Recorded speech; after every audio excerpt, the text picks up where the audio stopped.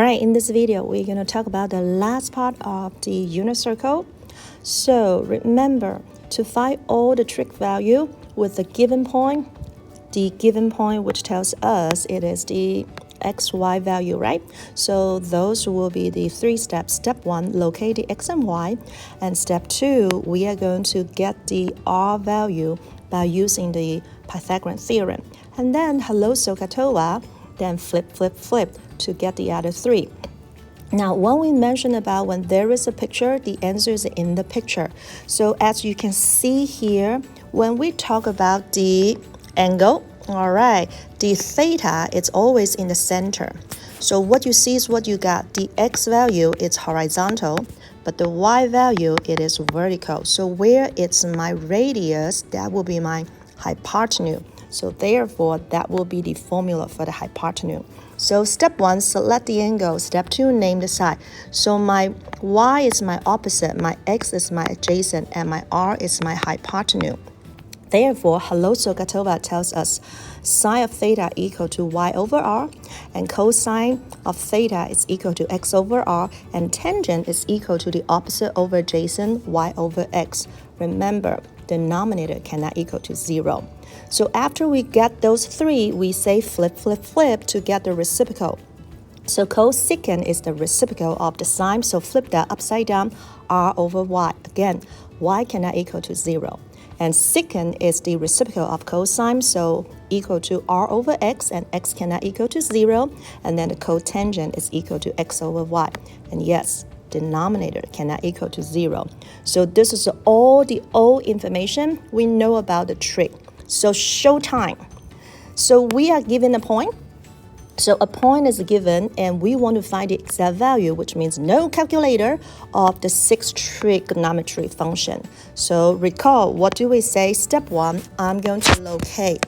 So where do you see my 3, -4?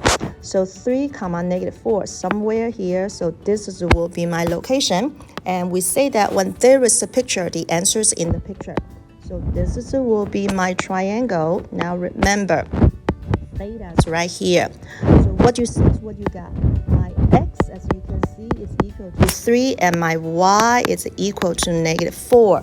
What do you see is missing? That will be my r, radius, r value. So we say that the r is equal to the square root of a squared plus b squared, which will be 3 squared plus -4 squared. And can we do mental math? Well, that will be 9 plus 16. So r is equal to square root 25. And yes, indeed, r is equal to 5. So my radius, as you can see, is equal to 5. What we see is what we got. So now with the formula, you kind of can say that, zoom, show off. Sine of the theta is equal to my opposite over hypotenuse. That will be y over r, so that will be -4 over 5, check. And my cosine of theta, that is equal to 3 over 5, check.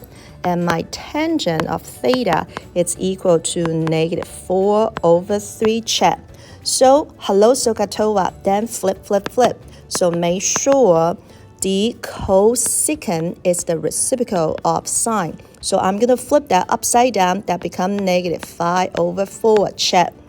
And the secant of theta, that is equal to 5 over 3, check. And then the cotangent is equal to -3 over 4, check. And that's what we say. When there is a picture, the answer is in the picture. Very good. All right, practice makes better.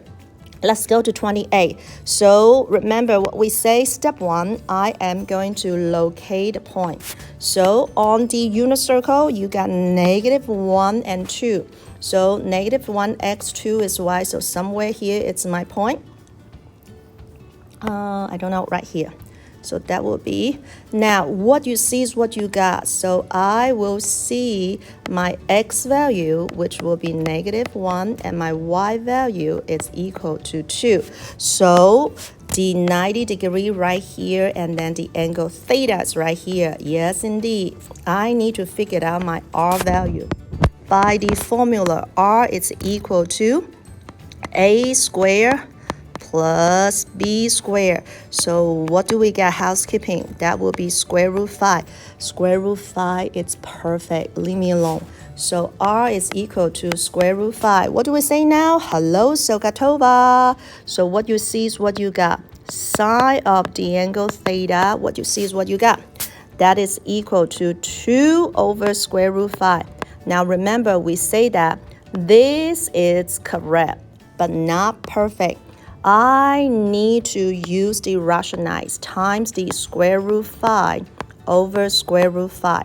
So that gives me the final answer will be 2 square root 5. Because the denominator square root 5 times square root 5 become 5. So I have my perfect final answer, 2 square root 5 over 5. Good? All right. What do we know about my cosine? My cosine is equal to my negative 1 d adjacent over hypotenuse. Now again, this is correct but not perfect, so I need to rationalize that. So I'm going to times the square root 5 over square root 5. So that gives me negative square root 5 over 5. Perfect. Now you may say that, Mr. Lu, then how about my tangent? Well, tangent, what you see is what you got. As you can see here, tangent of the theta is equal to what? My opposite 2 over negative 1. Can I just give you negative 2? Why not? Perfect. Now, we talk about that. The other 3 will be my cosecant and secant and cotangent, right? So flip. I want to emphasize that. When we get the sine, we say that 2 over square root 5 is correct. So how do I get the other 3? The cosecant is equal to the reciprocal upside down. So that will be square root 5 over 2. Perfect. And what will be my secant? Now remember, we say when we got negative 1 over square root 5, it was correct. Now we can flip that. So once I flip that, I got negative square root 5. And that is correct. How about my cotangent? Cotangent just equal to negative 1 over 2. Done. Practice makes perfect, right? Practice makes better, right? So step 1, 29. I'm going to locate. Where's my point? Negative 1 and negative 1. So somewhere here. Now, seeing is believing. You do know that we've been talking about it as my x value. It's equal to negative 1. And my y value, seeing is believing, is equal to negative 1. So this is my theta. And I need to figure out my r value. R value is equal to what? A squared plus b squared. So we got negative 1 squared plus negative 1 squared, which tells me r is equal to square root 2. Nothing wrong with the square root 2. Now, what you see is what you got. Based on the knowledge about the sine, seeing is believing, we know that the sine is equal to my opposite, negative 1 over square root 2. Remember, we say that this is correct, but not perfect. We got to rationalize that. So I'm going to rationalize that by times square root 2 over square root 2. So that gives me it's negative square root 2 over 2. And that will be the perfect answer. Continue. What will be my cosine? The cosine is equal to my adjacent negative 1 over square root 2. Ha! What is the answer? Perfect answer will be negative square root 2 over 2. Yes. And what will be my tangent? My tangent is equal to, that will be something, right? Negative 1 over negative 1. That will be 1. So seeing is believing. So then we say that flip. So remember, the cosecant is equal to the reciprocal. Remember, when we get the negative 1 over square root 2 was correct. When I flip that, that gives me its what answer? Negative square root 2. Done. And what will be my secant? The secant will be also negative square root 2. And what will be my cotangent? It will be 1. Perfect.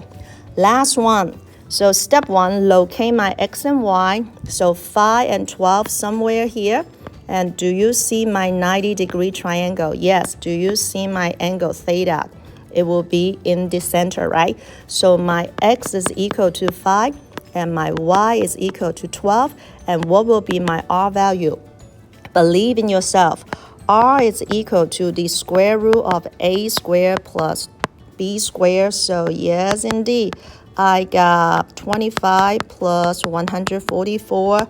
And yes, I got 169. And R is equal to 13. Ooh la la.